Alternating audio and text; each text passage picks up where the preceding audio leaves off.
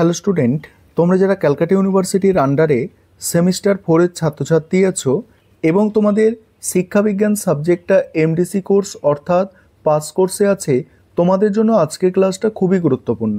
আজকের ক্লাসে তোমাদের সিসি 5 পেপারের গুরুত্বপূর্ণ এসএকিউ প্রশ্নোত্তর নিয়ে আলোচনা করব। প্রথম প্রশ্ন কি আছে দেখো। প্রথম প্রশ্ন, ব্রাহ্মণ্য ও বৌদ্ধ শিক্ষা ব্যবস্থার মধ্যে দুটি পার্থক্য দেখাও। অ্যান্সারটা দেখবে, ব্রাহ্মণ্য শিক্ষায় চতুরাশ্রম ও বর্ণাশ্রমকে স্বীকৃতি দেয়, যেখানে বৌদ্ধ শিক্ষা বর্ণাশ্রম ও চতুরাশ্রমকে অস্বীকার করে। ব্রাহ্মণ্য শিক্ষায় গুরুর একাধিপত্য দেখা যায়, কিন্তু বৌদ্ধ শিক্ষা ব্যবস্থায় গণতান্ত্রিক ভাবধারা বিদ্যমান। সেকেন্ড প্রশ্ন দেখো। সেকেন্ড প্রশ্ন হচ্ছে, প্রাথমিক শিক্ষা সম্বন্ধে লর্ড কার্জনের নীতি কী ছিল? লর্ড কার্জনের প্রাথমিক শিক্ষার নীতিতে পাঠ্যক্রম বিস্তৃত করা এবং স্বায়ত্তশাসিত প্রতিষ্ঠানগুলিতে প্রাথমিক শিক্ষার জন্য অধিক অর্থ বরাদ্দ করার কথা বলা হয়েছিল। এই নীতির উদ্দেশ্য ছিল ভারতের প্রাথমিক শিক্ষা ব্যবস্থাকে সুসংগত ও উন্নত করা। পরের প্রশ্ন আছে, মাধ্যমিক শিক্ষা সম্বন্ধে স্যাটলার কমিশনের সুপারিশগুলি উল্লেখ করো। স্যাটলার কমিশন মাধ্যমিক শিক্ষার মানোন্নয়নের জন্য দুটি প্রধান সুপারিশ করেন। এক হচ্ছে উচ্চ শিক্ষার জন্য যোগ্য শিক্ষার্থীদের মাধ্যমিক শিক্ষা থেকে বঞ্চিত না করার জন্য মাধ্যমিক শিক্ষার সম্প্রসারণ। 2 নম্বর হচ্ছে মাধ্যমিক শিক্ষাকে সুষ্ঠুভাবে পরিচালনার জন্য বিশ্ববিদ্যালয়কে এর দায়িত্ব থেকে অব্যাহতি দেয়া। পরের প্রশ্ন কি আছে, মুদালিয়া কমিশনের সুপারিশ অনুযায়ী মাধ্যমিক শিক্ষার দুটি উদ্দেশ্য। 1 নম্বর হচ্ছে দেশের যুবকদের সুনাগরিক হিসাবে গড়ে তোলা এবং তাদের মধ্যে গণতান্ত্রিক নাগরিকতা বোধগুলি সৃষ্টি করা। দ্বিতীয়, শিক্ষার্থীদের সামাজিক পুনর্গঠন এবং অর্থনৈতিক সমৃদ্ধি ও শ্রীবৃদ্ধিতে যোগ্যভাবে ভূমিকা পালনে সক্ষম করে তোলা। পরের প্রশ্ন, কোঠারি কমিশনের অভিমত অনুসারে বিদ্যালয় স্তরের শিক্ষার কাঠামোটি উল্লেখ করো।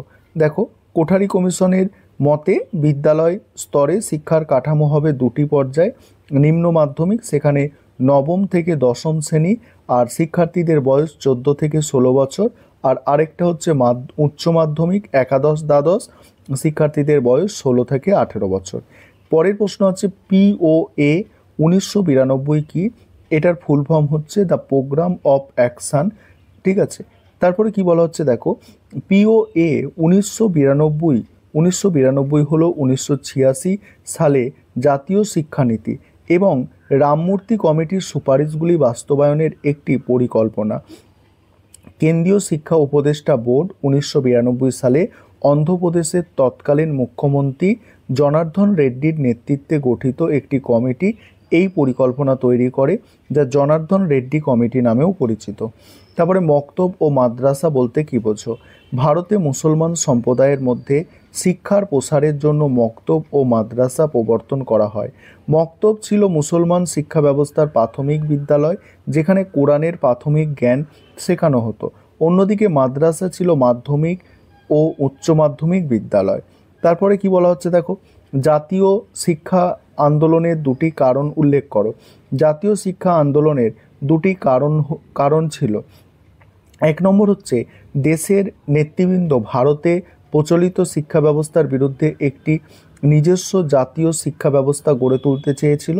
দ্বিতীয়ত হচ্ছে লর্ড কার্জনের উচ্চশিক্ষা সংকোচনে শিক্ষানীতি জাতীয়তাবাদীদের কাছে গ্রহণযোগ্য ছিল না, যা স্বদেশী আন্দোলনকে জোরদার করে এবং জাতীয় শিক্ষা আন্দোলনের জন্ম দেয়। পরের প্রশ্ন হচ্ছে, শ্রীরামপুর মিশনের দ্বারা প্রকাশিত দুটি পত্রিকার নাম। একটা হচ্ছে দেখো দিগদর্শন, আর একটা হচ্ছে এখানে দেখো সমাচার দর্পণ।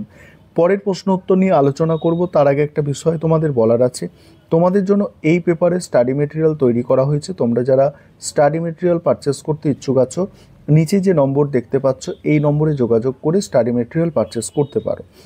তারপরের প্রশ্ন কি হচ্ছে দেখো, দেশীয় শিক্ষা সম্বন্ধে অ্যাডাম কমিটির রিপোর্ট পেশ করেছিল, সালসহ উল্লেখ করো। দেশীয় শিক্ষা সম্বন্ধে রেভারেন্ড অ্যাডাম মোট 3টি রিপোর্ট পেশ করেছিল। কটি বলছে? 3টি রিপোর্ট পেশ করেছিল। 1935 সালে প্রথম ও দ্বিতীয় রিপোর্ট এবং 1900 নয়, 1835 সালে প্রথম ও দ্বিতীয় রিপোর্ট এবং 1838 সালে তৃতীয় রিপোর্ট পেশ করে। তারপরের প্রশ্ন, বুনিয়াদী শিক্ষার দুটি বৈশিষ্ট্য। প্রথম হচ্ছে মাতৃভাষার মাধ্যমে শিক্ষা প্রদানের কথা বলা হয়েছিল, আর দ্বিতীয়ত হচ্ছে 7 থেকে 14 বছর বয়সী সকল ছেলেমেয়েদের জন্য সর্বজনীন বাধ্যতামূলক ও অবৈতনিক শিক্ষা ব্যবস্থা করা হয়েছিল। তারপরে প্রশ্ন, অপারেশন ব্ল্যাকবোর্ড কি? অপারেশন ব্ল্যাকবোর্ড হলো ভারতের 1986 সালে জাতীয় শিক্ষানীতির একটি উদ্যোগ। এর উদ্দেশ্য ছিল প্রাথমিক বিদ্যালয়গুলির ভৌত পরিকাঠামো এবং শিক্ষার উপকরণের উন্নতি সাধন। এর অন্তর্ভুক্ত ছিল প্রতিটি প্রাথমিক বিদ্যালয় অন্তত 2টি বড় ব্ল্যাকবোর্ড, তারপর খেলনা, ম্যাপ, চার্ট এই সবগুলো থাকবে। তারপরের প্রশ্ন আছে, দেখো 13 দাগের প্রশ্ন, ভারতের জাতীয় শিক্ষা আন্দোলনের যে কোনো দুটি ফলাফল সম্পর্কে লেখো। প্রথম হচ্ছে কি, কলকাতা জাতীয় মহাবিদ্যালয় স্থাপিত হয়, যার অধ্যক্ষ ছিলেন শ্রী অরবিন্দ ঘোষ। দ্বিতীয়ত, কারিগরি ও ইঞ্জিনিয়ারিং শিক্ষার জন্য টেকনিক্যাল স্কুল খোলা হয়। দেশের বিভিন্ন স্থানে জাতীয় বিদ্যালয় স্থাপিত হয়। রাধাকৃষ্ণন কমিশনের প্রস্তাবিত উচ্চশিক্ষার দুটি উদ্দেশ্য।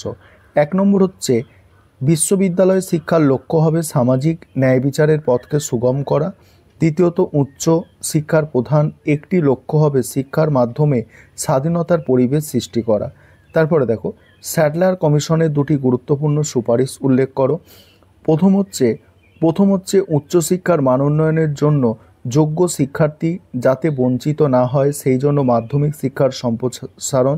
দ্বিতীয় হচ্ছে মাধ্যমিক শিক্ষাকে সুষ্ঠুভাবে পরিচালনার জন্য বিশ্ববিদ্যালয়কে এর দায়িত্ব থেকে অব্যাহতি দেয়া। পরের প্রশ্ন, কোঠারি কমিশনের প্রস্তাবিত কর্ম অভিজ্ঞতা বলতে কী বোঝো? কোঠারি কমিশনের অনুযায়ী কর্ম অভিজ্ঞতা বলতে বিদ্যালয়, গৃহে, কর্মশালায়, শস্যক্ষেত্রে, কারখানায় এবং যে কোনো উৎপাদনাত্মক পরিবেশে উৎপাদনমুখী কাজে অংশগ্রহণকে বোঝায়।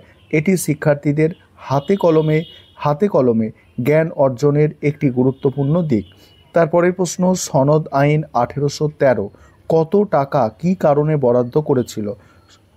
দেখো, 1813 খ্রিস্টাব্দে কোম্পানির সনদ আইনে 43 নম্বর ধারায় ভারতে সাহিত্য পুনর্জীবন ও উন্নতি সাধন, পণ্ডিতদের উৎসাহ দান এবং বিজ্ঞান শিক্ষা প্রবর্তনের জন্য কোম্পানি অন্য সকল খরচ মিলিয়ে বার্ষিক মোট 1 লক্ষ টাকা বরাদ্দ করেছিল। নবোদয় বিদ্যালয়, মোস্ট ইম্পর্টেন্ট প্রশ্ন, নবোদয় বিদ্যালয় কি? নবোদয় বিদ্যালয় হলো 1986 সালের জাতীয় শিক্ষানীতির একটি সুপারিশ।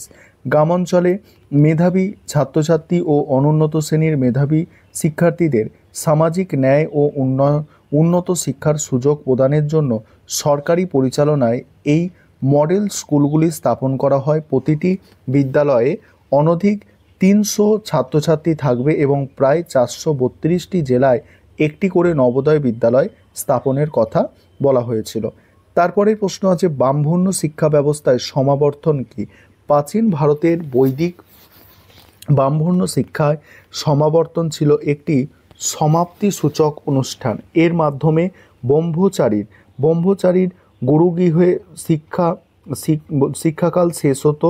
এই অনুষ্ঠান শিষ্যকে স্নাতক উপাধি দেওয়া হতো এবং গুরু তাকে ভবিষ্যৎ জীবনের জন্য মূল্যবান উপদেশ দিতেন। এরপরে শিষ্যরা গুরু দক্ষিণা দিয়ে ঘরে ফিরে যেত। তারপরে হচ্ছে ব্রাহ্মণ্য শিক্ষা ব্যবস্থায় গুরুকুল বলতে কী বোঝো?